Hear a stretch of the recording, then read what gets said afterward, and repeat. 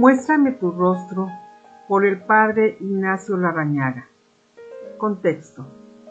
El cristiano del mañana será un místico, uno que ha experimentado algo o ya no será nada. Karl Rahner.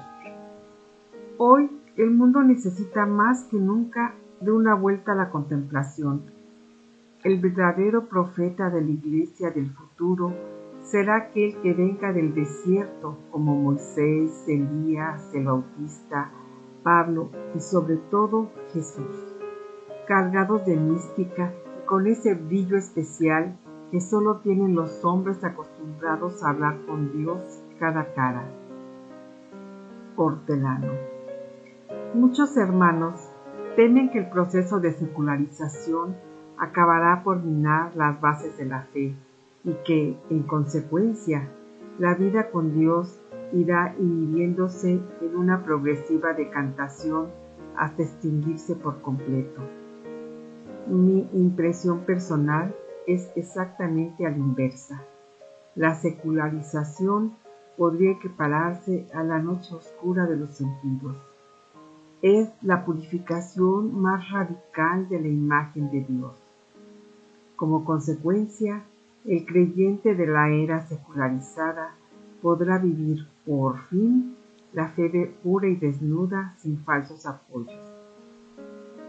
La imagen de Dios había estado revestida frecuentemente de múltiples ropajes, nuestros miedos, inseguridades, nuestros intereses y sistemas, nuestras ambiciones, impotencias, ignorancias y limitaciones. Para muchos, Dios era la solución mágica para todos los imposibles, la explicación de todo cuanto ignorábamos, el refugio para los derrotados e impotentes. Sobre estas muletas se apoyaban la fe y la religiosidad de muchos cristianos. La desmitificación va demoliendo esta imaginería, quitando esos ropajes y comienza a aparecer, gracias a la secularización, el verdadero rostro de Dios en la Biblia. Un Dios que interpela, incomoda y desafía. No responde sino que pregunta. No soluciona sino que ocasiona conflictos. No facilita sino que dificulta. No explica sino que complica. No engendra niños sino adultos. El Dios de la Biblia es un Dios liberador, aquel que nos arranca nuestras inseguridades, ignorancias e injusticias, no eludiéndolas, sino afrontándolas, superándolas. Dios no es el seno materno que libra, aliena a los hombres de los riesgos y dificultades de la vida, sino que, una vez creados en el paraíso, Dios corta rápidamente el cordón umbilical, los deja solitarios en la lucha abierta de la libertad y de la independencia y viene a decirles: ahora sed adultos, empujad el universo hacia adelante y sed señores de la tierra. Génesis 1:26. El verdadero Dios no es, pues, alienador, sino libertador, que hace grandes, maduros y libres a los hombres y a los pueblos. Este proceso secularizante, insistimos, es, pues, una verdadera noche oscura de los sentidos. En adelante, la fe y la vida con Dios serán una aventura llena de riesgos. Esta aventura de la fe consistirá en quemar las naves, dejar de lado todas las reglas del sentido común y todos los cálculos de probabilidad, como Abraham, hacer caso omiso de los raciocinios, explicaciones y demostraciones, descolgarse de todos los asideros razonables y atados de pies y manos, dar el gran salto en el vacío, en la noche oscura, abandonándose en él absolutamente. Otro, solo Dios en la pura fe y oscura. El contemplativo del futuro deberá internarse en las insondables regiones del misterio de Dios, sin guías, sin apoyos, sin luz. Experimentará que Dios es la otra orilla. Medirá al mismo tiempo su distancia y proximidad, y como efecto de ello, el hombre llegará a sentir el vértigo de Dios, que es una mezcla de fascinación, espanto, anonadamiento y asombro. Deberá correr el riesgo de sumergirse en ese océano sin fondo donde se ocultan peligrosos desafíos que el contemplador no los podrá sortear sin mirarlos de frente y aceptarlos en sus abrasadoras exigencias. Los hombres que regresen de esta aventura serán figuras cinceladas por la pureza, la fuerza y el fuego. Han sido purificados en la proximidad arrebatadora de Dios, y sobre ellos aparecerá patente y deslumbradora la imagen de su Hijo. Serán testigos y transparencia de Dios. Hay en estos días ciertos hechos que son verdaderos signos de interrogación. ¿Qué significa, por ejemplo, el consumo alarmante de narcóticos, de LSD? En tan complejo fenómeno hay ciertamente evasión, alienación, hedonismo, pero según eminentes psicólogos, hay también una fuerte, aunque oscura, aspiración hacia algo trascendente, una búsqueda infinita de sensaciones intensas que solo se logran en los altos estados contemplativos. Albert Coase considera a los hippies neomísticos. Según el análisis sociopsicológico de dicho teólogo bautista, estos grupos desean dar cauce a una profunda y ancestral aspiración del hombre por experimentar en forma inmediata lo sagrado y lo trascendente. Otro grupo que vive con vehemente fuerza la experiencia religiosa es el movimiento llamado Jesus People, pueblo de Dios. Sus miembros son numerosos y están muy extendidos. Es un grupo desgajado de los hippies. Son jóvenes que no encontraron en los narcóticos lo que buscaban, y desde su frustración surgió, por una de esas misteriosas reacciones, la llama de una ardiente adhesión a Jesucristo. Su oración es un encuentro personal con Jesús. Su vida es una apasionada aclamación y proclamación de Jesús. Su hedonismo se ha trocado en ascesis liberadora.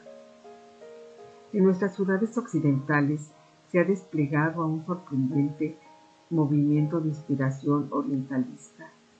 Son grupos de personas de toda condición que por medio de métodos psicosomáticos intentan llegar a fuertes experiencias religiosas.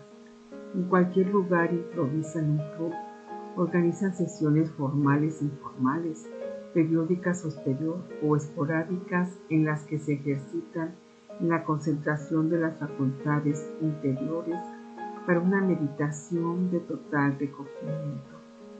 De pronto nos enteramos de que en la casa vecina funciona uno de estos grupos. En mi opinión, para el occidente cristiano se trata de un fenómeno de sustitución.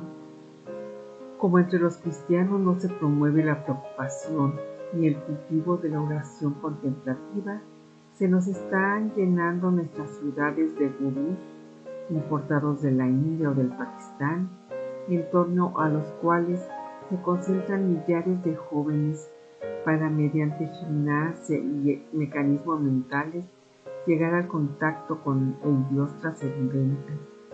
Incluso los que han logrado elaborar una doctrina sincretista con métodos orientales y con la teología cristiana. La Sociedad Internacional de Meditación del hindú Maharishi Mahesh cuenta ya con 250,000 entusiastas adeptos que se ejercitan incesantemente en la meditación trascendental en torno a algún gurú. Miles de universitarios, muchachos y muchachas se dirigen a los ashrams hindús o se encierran en los monasterios de los budistas zen para iniciarse y progresar en las fuertes experiencias extrasensoriales en el trato inmediato con Dios. Estos hechos están demostrando que la técnica, la sociedad de consumo y el materialismo general no son capaces de sofocar las fuentes profundas del hombre, de donde emana esa eterna e inextinguible sed de Dios. ¿Qué está ocurriendo en la misma iglesia? No hay obispo, curia general o alto responsable de instituto eclesiástico que cuando se dirige a sus miembros no clame por la restauración del espíritu de oración y de la oración misma. Por otra parte, no es ningún secreto para nadie que entre los hermanos y hermanas la vida de fe y oración había descendido a sus niveles más bajos en estos últimos años. Sin embargo, desde las profundidades de esa depresión ha comenzado a surgir el movimiento para la vitalización de la vida con Dios con una fuerza pocas veces igualada en la historia de la Iglesia. Para los responsables de los institutos, la recuperación del sentido de Dios es la primera inquietud y la primera esperanza. Por todas partes se perciben signos alentadores. El movimiento de oración carismática se ha extendido desde California hasta la Patagonia con el ímpetu huracanado de una mañana de Pentecostés. Los que aparecen como profetas conductores del movimiento liberacionista en América Latina son hombres que bajan de la montaña, de la alta contemplación. Helder Cámara, Arturo Paoli, Ernesto Cardenal, Leónidas Proaño y otros menos conocidos pero no menos notables. Se ensayan 1000 formas, estilos y métodos para avanzar en la experiencia de Dios. Las Maisons de Prés, los desiertos, los erentorios. En Argelia, sobre el brillante y ardiente desierto, se levanta el oasis de Beni Abbes, por donde pasan millares de solitarios contemplativos, llegados de todas las partes del mundo, atraídos por el recuerdo del Champ de Foucault. Las Tebaidas comienzan de nuevo a poblarse, no por los fugados del mundo, sino por los luchadores del mundo y por el mundo que vienen a templarse resistiendo sin pestañear la mirada de Dios. ¿Qué significa el hecho de que millares de jóvenes de todo el mundo se congreguen en Taizé para orar? Entre ellos los hay desde bohemios hasta dirigentes de sindicatos, desde especialistas en alta tecnología hasta mineros. Todos buscan la experimentación del misterio de Dios. Los arrastra el peso de Dios.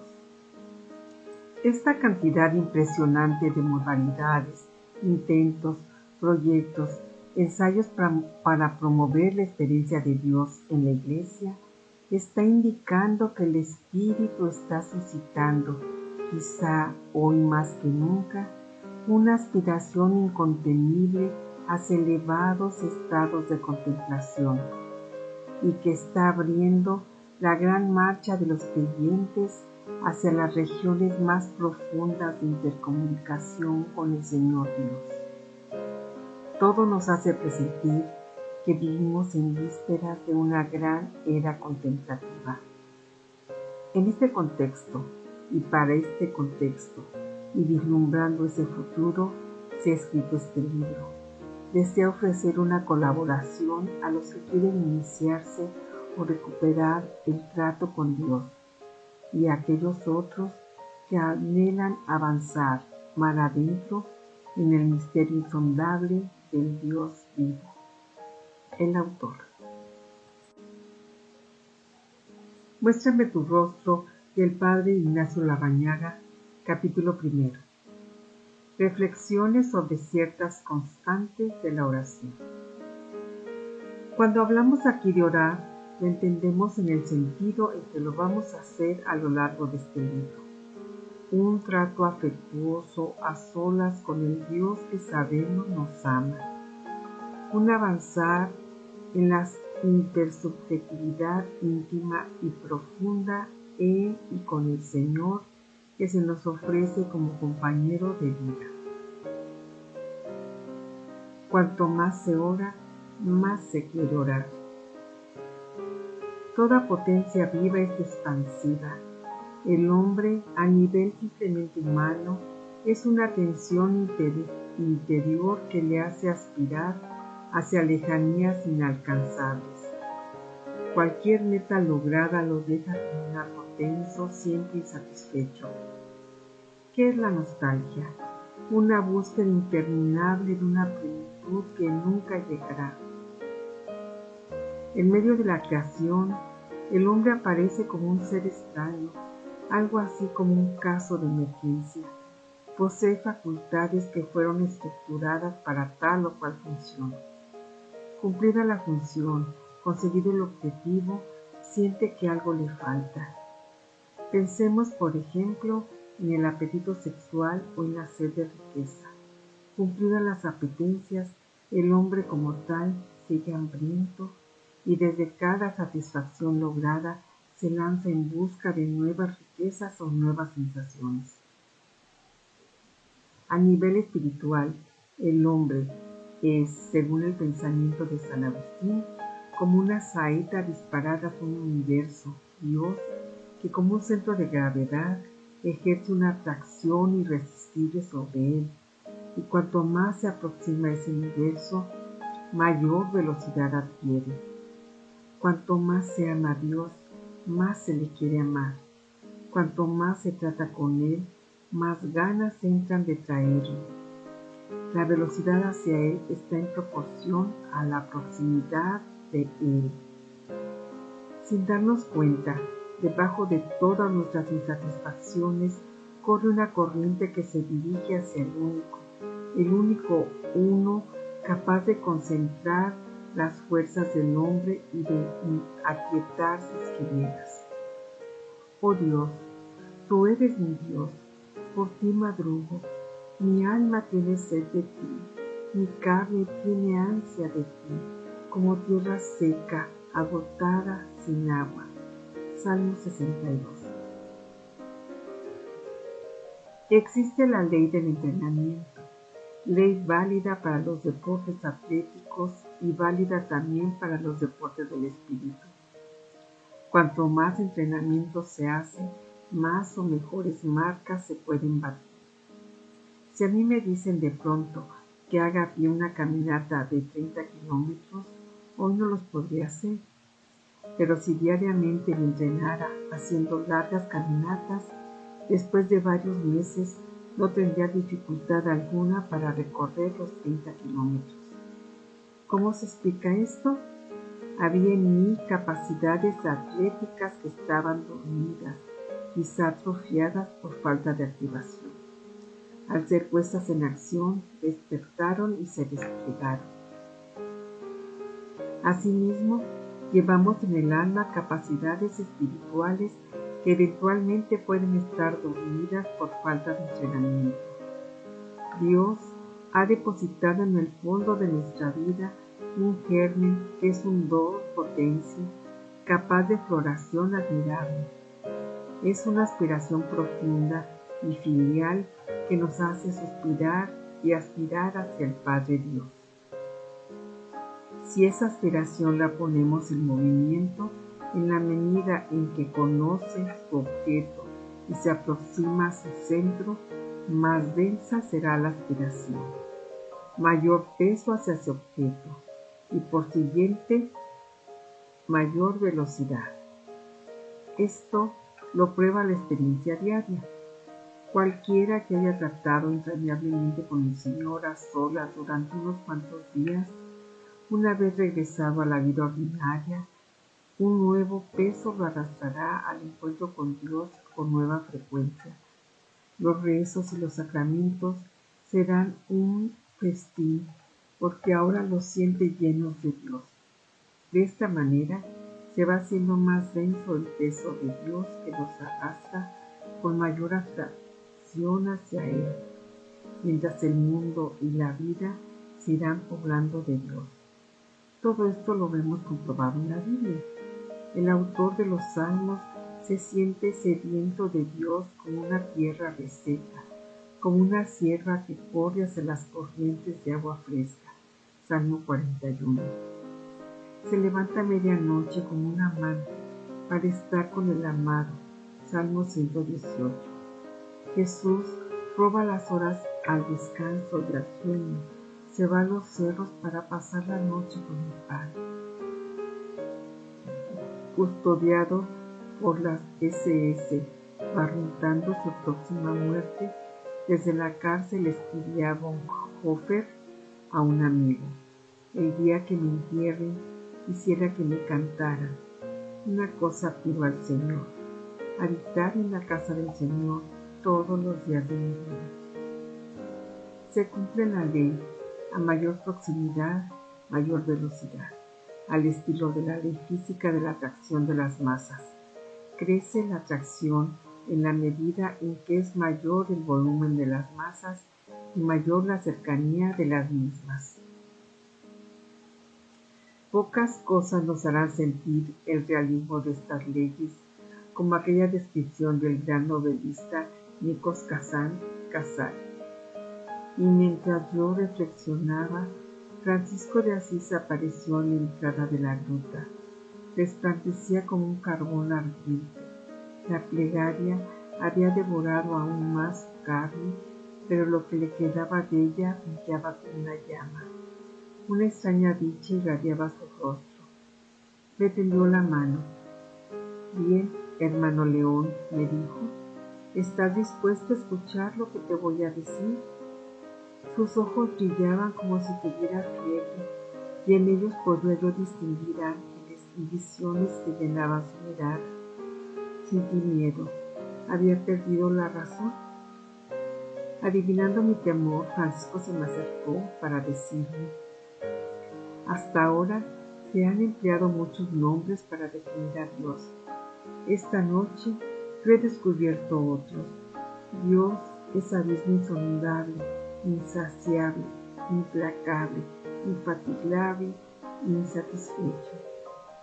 Aquel que nunca ha dicho al alma: basta ya. Se me acercó mucho más aún y, como si estuviera transportado a otros mundos, me agregó con voz emocionada: nunca bastante, gritó. No es bastante, hermano León. Eso es lo que Dios me ha gritado durante estos 3 días y estas 3 noches, allá en el interior de la gruta. Nunca bastante. El pobre hombre que está hecho de barro reacciona y protesta: no puedo más. Y Dios responde: aún puedes. El hombre gime: voy a estallar. Estalla, responde Dios. La voz de Francisco enrojeció. Sentí lástima de él. Temí que hiciera cualquier disparate. Irritado le dije: ¿y qué quieres ahora de ti, Dios? ¿No besaste al leproso que con tanta repugnancia te causaba? No es bastante. ¿No abandonaste a tu madre, Madonna Pica, la mujer más exquisita del mundo? No es bastante. ¿No hiciste el ridículo entregando los vestidos a tu padre y quedando desnudo ante todo el pueblo? No es bastante. Pero, ¿no eres el hombre más pobre del mundo? No es bastante. No lo olvides, hermano León. Dios es nunca bastante. Si somos sinceros, si miramos sin pestañear nuestra propia historia con Dios, habremos experimentado que Dios es como una cima que arrastra y cautiva, y que cuanto más nos aproximamos a ella, nos cautiva y embriaga. Oh Trinidad eterna, tú eres un mar sin fondo en el que cuanto más me inundo, más te encuentro. Y cuanto más te encuentro, más te busco todavía. De ti jamás se puede decir basta. El alma que se sacía en tus profundidades te desea sin cesar, porque siempre está hambrienta de ti. siempre está deseosa de ver tu luz en tu luz. ¿Podrás darme algo más que darte a ti mismo? Tú eres el fuego que siempre arde sin consumirse jamás. Tú eres el fuego que consume en sí todo amor propio del alma. Tú eres la luz por encima de toda luz. Tú eres el vestido que cubre toda desnudez, el alimento que alegra con su dulzura a todos los que sienten hambre. Revísteme, Trinidad eterna. Revísteme de ti misma para que pases la vida en la verdadera obediencia y en la luz de la fe con la que tú has embriagado mi alma.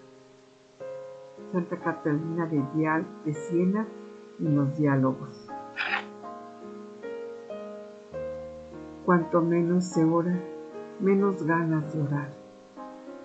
Existe en la fisiología una enfermedad llamada anemia.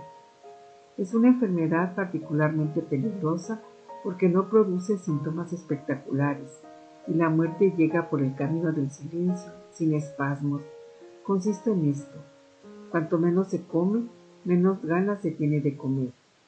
Cuanto menos ganas de comer, menos se come y sobreviene la anemia aguda. Así se abre y se cierra un círculo, el círculo de la muerte. En la vida interior se repite el mismo ciclo. Se comienza por abandonar el hecho de la oración por razones válidas, a lo menos aparentemente válidas. En vez de dirigirse desde lo uno hacia lo múltiple, siendo portadores de Dios, lo múltiple envuelve, encierra y retiene a los hermanos, llegando su interior de frío y de dispersión. De esta manera, comiencen a entrar en el círculo del hermano como una lenta noche, la dificultad para centrarse en lo único y lo único. Cuanto mayor va siendo la dispersión interior, no faltarán nuevos motivos para abandonar el trato con Dios. Se va debilitando el gusto por Dios en la medida en que crece el gusto por la multiplicidad dispersa, personas, acontecimientos, sensaciones fuertes. Comienza a declinar el hambre de Dios en la medida en que crece la dificultad para estar satisfactoriamente con Él. Ya hemos entrado en la espiral. Abierto este círculo, nos hallamos en una verdadera pendiente. Mientras voy desligándome del absolutamente otro, voy siendo tomado por los otros. Es decir, mientras el mundo y los hombres me reclaman y parecen agotar el sentido de mi vida, Dios es una palabra que va vaciándose cada vez más de sentido hasta que por fin acaba por ser algo así como un trasto viejo que se tiene en la mano. Lo miramos, volvemos a mirarlo y por fin nos preguntamos: ¿esto para qué? Ya no sirve. Se cerró el círculo, llegó la anemia aguda, hemos entrado en la recta final de la muerte de Dios en nuestra vida. Hay otra enfermedad que se llama atrofia. En esta enfermedad llega la muerte todavía más silenciosa. Me explicaré. Toda vida es explosión, expansión, adaptación, en una palabra, movimiento. Este movimiento no es mecánico, sino dinamismo interno. Si esa tensión dinámica es sofocada o detenida, auténticamente deja de ser vida. No hace falta que venga un agente externo y mortífero que provoque un desastre. El ser vivo deja de ser vivo desde el momento en que deja de ser movimiento. En la vida interior ocurre otro tanto. La gracia es esencialmente vida y presta al alma la facultad de reaccionar dinámicamente bajo los dones de Dios, de moverse hacia Él, conocerle directamente tal como Él se conoce, amarle tal como Él se ama.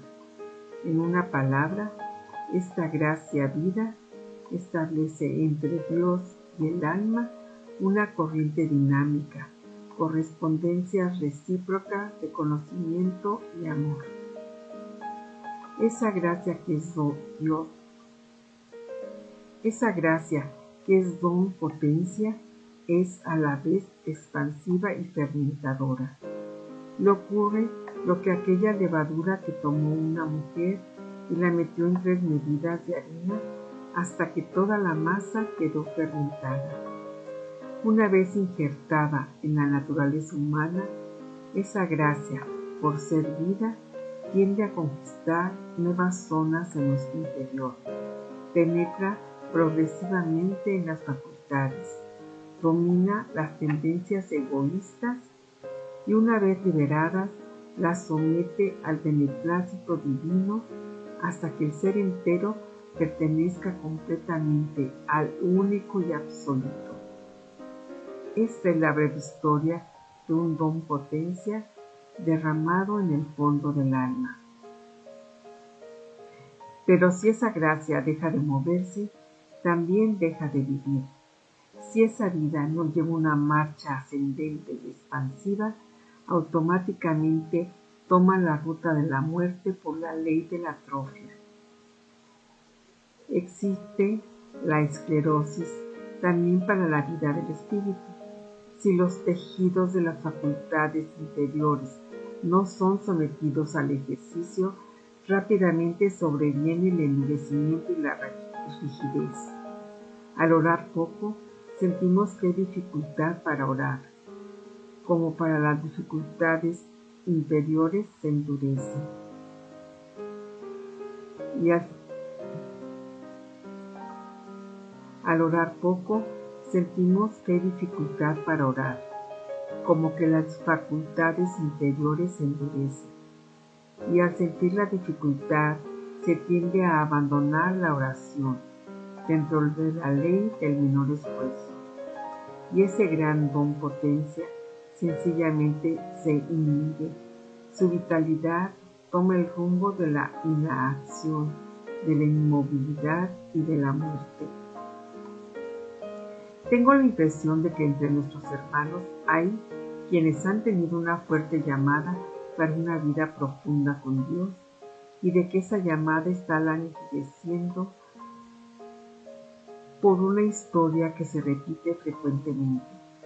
Dejaron de rezar, abandonaron los actos de piedad, subestimaron los sacramentos, desplazaron la oración personal, dijeron que a Dios hay que buscarlo en el hombre y por buscar a Dios dejaron a Dios. He conocido casos por los que aún ahora siento tristeza. El caso de hermanos a los que en otro tiempo se les dio una atracción poco común por el Señor, atracción que bien cultivada pudo haber dado a sus vidas un gran bueno, y sin embargo hoy se los ve fríos y, por qué no decirlo, tristes. Efectivamente, a muchos se les ve dominados por un algo que podríamos llamar frustración, y no saben por qué. Para mí la explicación es muy clara. Allá en el fondo de sí mismos, muchas capas más abajo de su consciente, están sofocando aquella llamada fuerte que a unos se les ha dado y a otros no. Una vida que pudo haber florecido, solo quedó en posibilidad. Cuanto más se ora, Dios es más, Dios en nosotros. Dios no cambia, Él es el definitivamente pleno y por consiguiente inmutable. Está pues inalterablemente presente en nosotros y no admite diferentes grados de presencia. Lo que realmente cambian son nuestras relaciones con Él según el grado de fe y amor. La oración hace más densas esas relaciones. Se produce una penetración más entrañable del yo-tú a través de la experiencia afectiva y el conocimiento gozoso, y la semejanza y la unión con Él llegan a ser cada día más profundas. Ocurre lo que con una antorcha dentro de una oscura habitación. Cuanto más alumbra la antorcha, mejor se ve la cara de la habitación. La habitación se hace presente aunque la habitación no cambie. Cualquiera de nosotros puede experimentar que cuanto más profundidad es la oración, siente a Dios más próximo, presente, patente y vivo. Y cuanto más resplandece la gloria del rostro del Señor sobre nosotros, los acontecimientos quedan envueltos en un nuevo significado y la historia queda poblada por Dios. En una palabra, el Señor se hace vivamente presente en todo. No hay juego de azar, sino un timonel que conduce los hechos con mano segura. Cuando se ha estado con Dios, Él va siendo cada vez más alguien por quien y con quien se superan las dificultades, se vencen las repugnancias y éstas se truecan en dulcedumbres. Se asumen con alegría los sacrificios, nace por doquier el amor. Cuanto más se vive a Dios, más ganas hay de estar con Él. Y cuanto más se está con Dios, Dios es cada vez más alguien. Se abrió el círculo de la vida.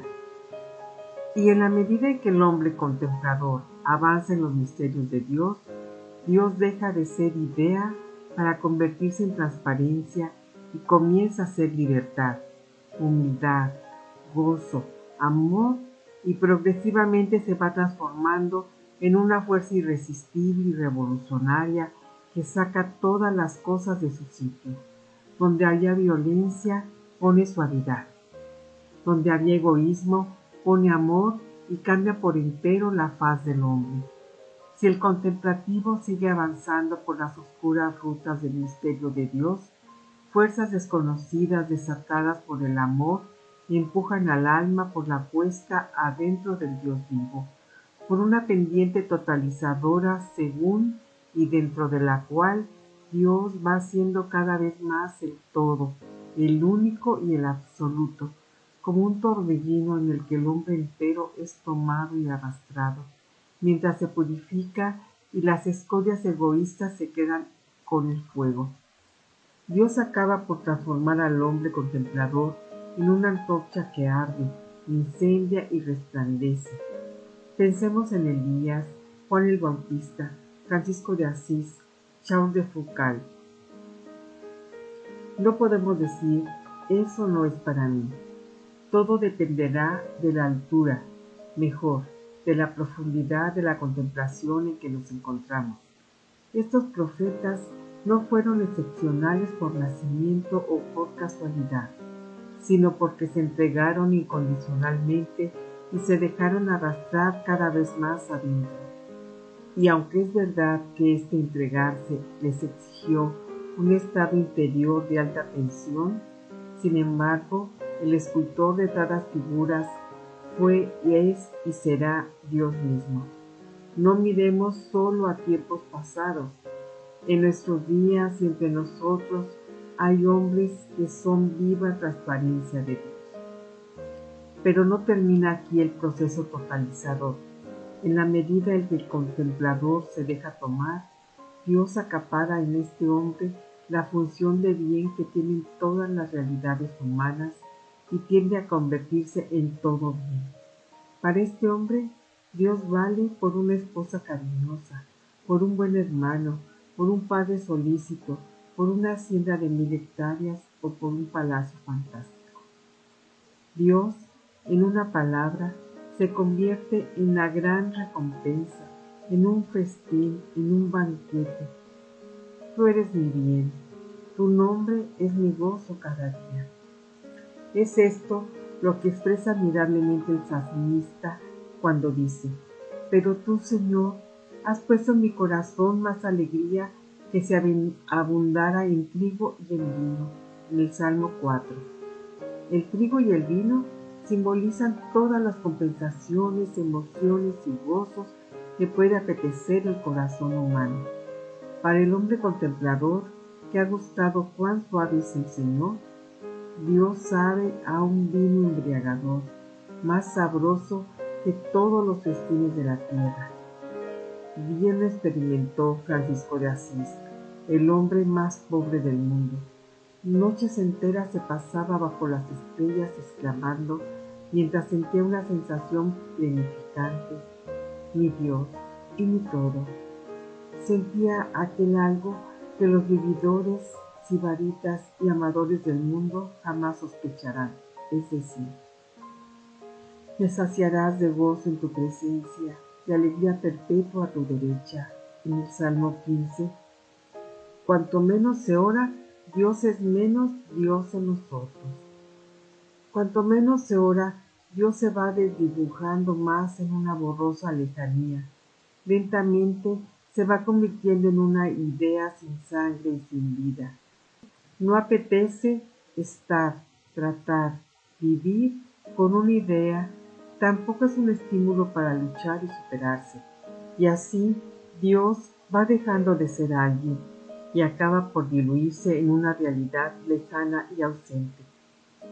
Una vez metidos en esta espiral, Dios lentamente deja de ser recompensa, alegría, gozo, y cada vez se cuenta menos con él.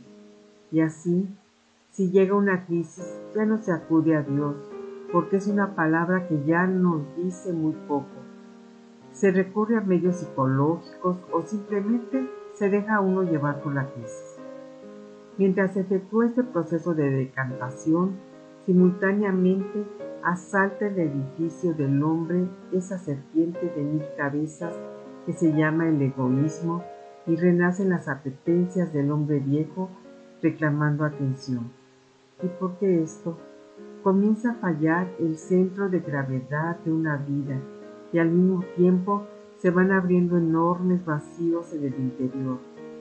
Se hacen presentes las compensaciones humanas como mecanismo de defensa dentro de la ley de los desplazamientos.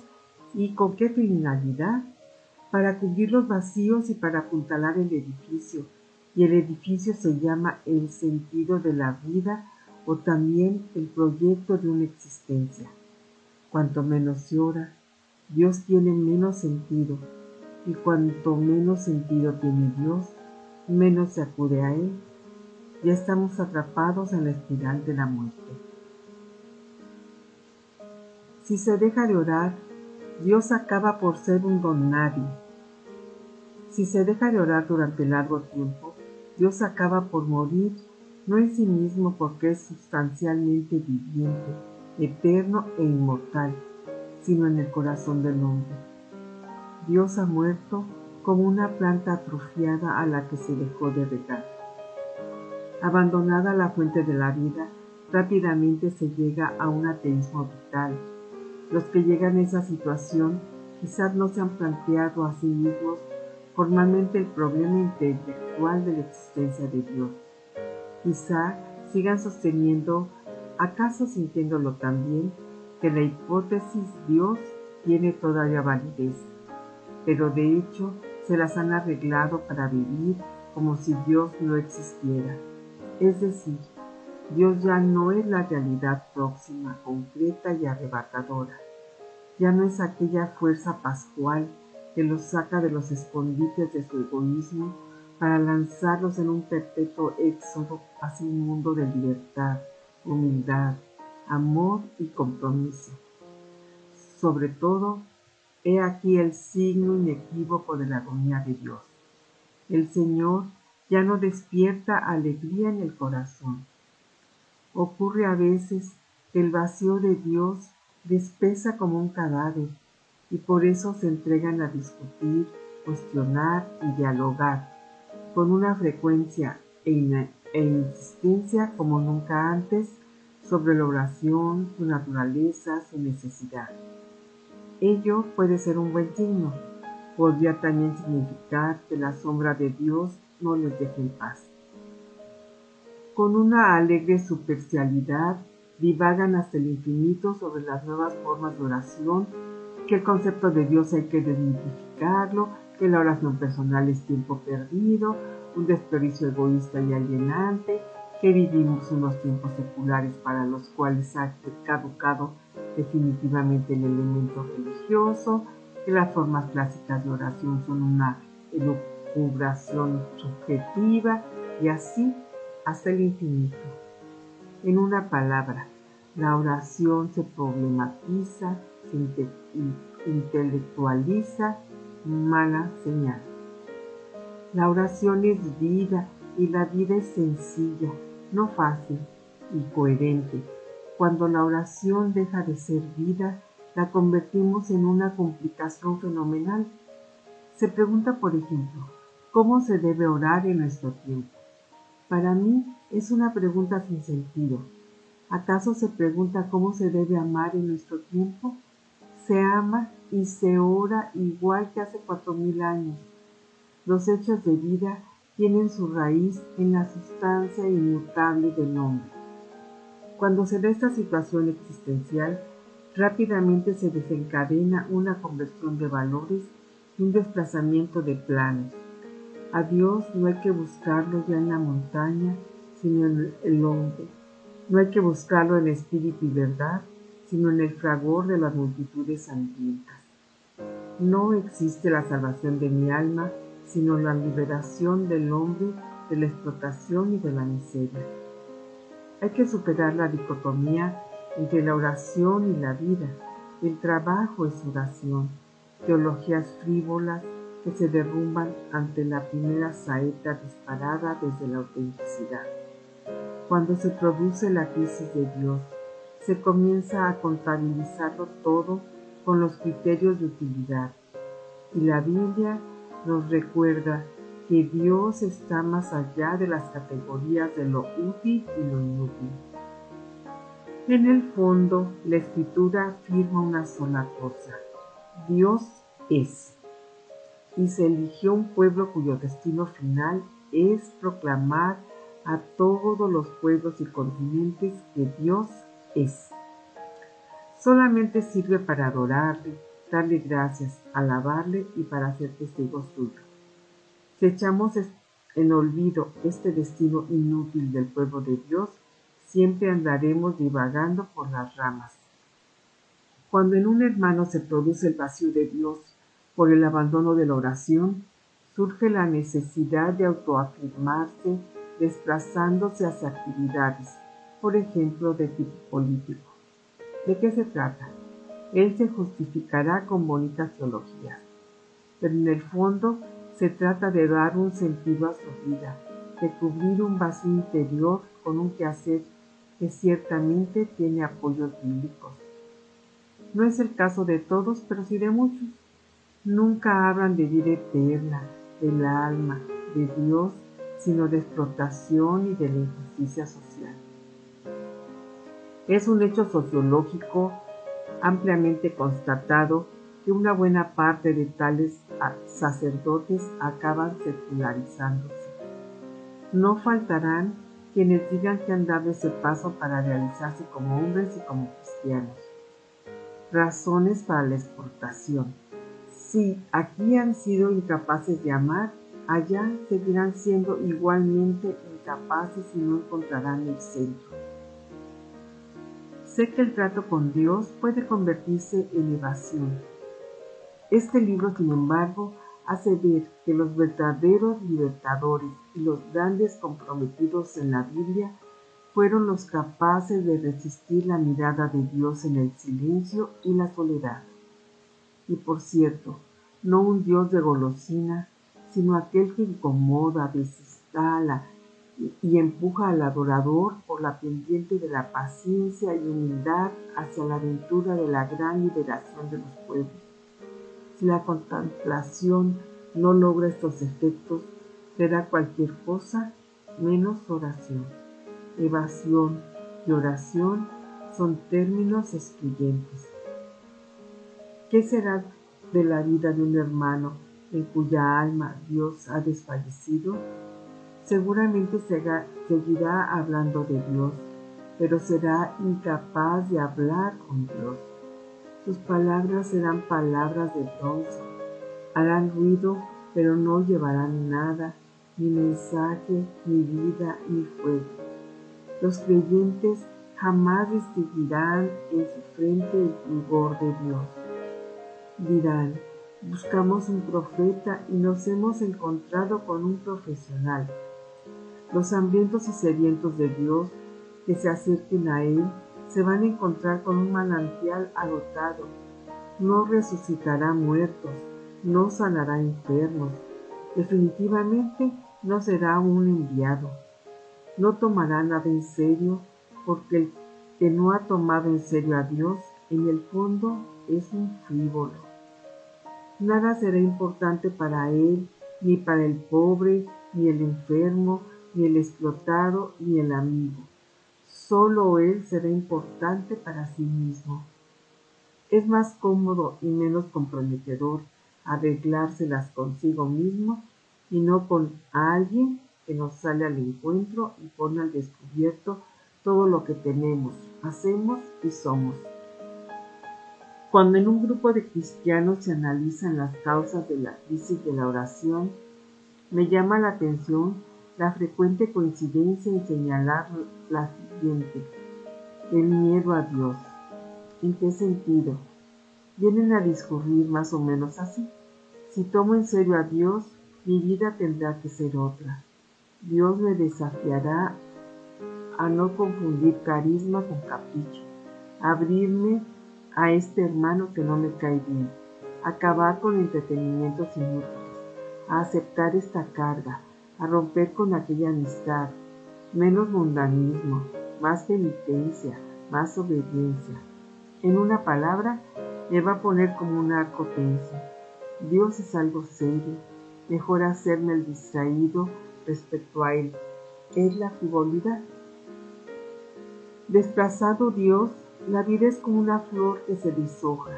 Todo pierde sentido y se cumple aquella terrible descripción de Nietzsche en su libro Así hablaba Zaratustra.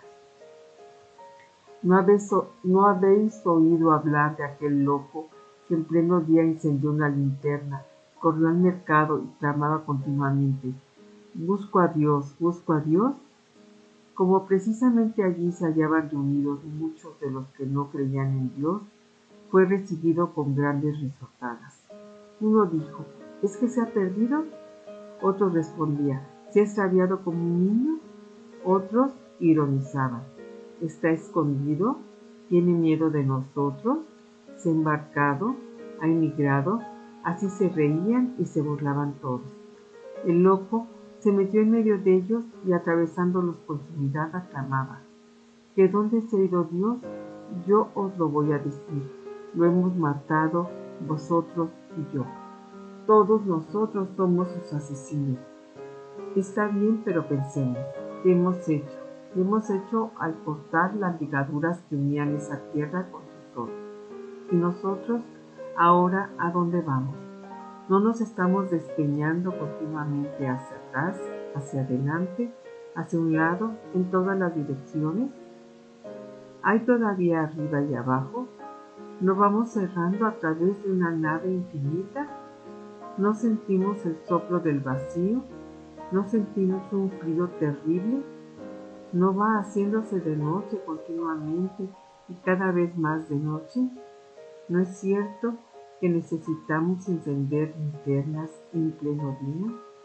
El loco calló y miró otra vez a sus oyentes. También ellos callaron y le miraban con extrañeza. Hemos dejado morir a Dios, pero nacen los monstruos, el absurdo, la náusea, la angustia, la soledad, la nada. Como dice Simón de Beauvoir, al suprimir a Dios nos hemos quedado sin el único interlocutor que realmente valía la pena. Y la vida viene a ser, como dice Sartre, una pasión inútil, como un relámpago absurdo entre dos eternidades de oscuridad. Con frecuencia no puedo evitar el dar vueltas en mi mente al siguiente interrogante: ¿cómo será el final de quienes han vivido como si Dios no existiera? En el momento cumbre de la vida, cuando adviertan que ya no hay esperanza, que solo les restan unas semanas de vida, a quien clamar, a quien ofrendar ese holocausto, donde sujetarse, a quien agarrarse. No habrá asidero.